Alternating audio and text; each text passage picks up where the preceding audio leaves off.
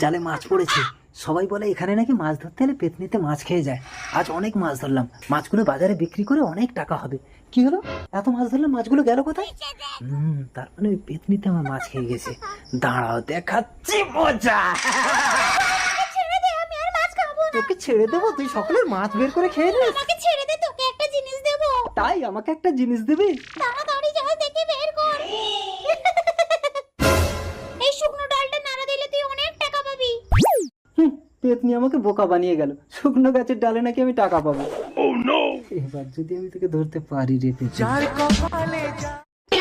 এত টাকা, 1 2 3 4 অগুন্তি। তার মানে শুকনো গাছের ডালটা ফেলার সময় নাড়া পেয়ে টাকাগুলো পড়েছে। কোথায় গেল শুকনো গাছের ডালটা? কোথায়? ওই শুকনো গাছের ডালটা কাঠপুরনি কুড়িয়ে নিয়ে গেছে। কাঠকুড়ানি নিয়ে গেছে? তাহলে তুমি আমাকে আরেকটা ডাল দাও পেতনি। ওই ডাল আমার কাছে একটাই ছিল, ওই কাঠপুরানির সাথে বিয়ে করলে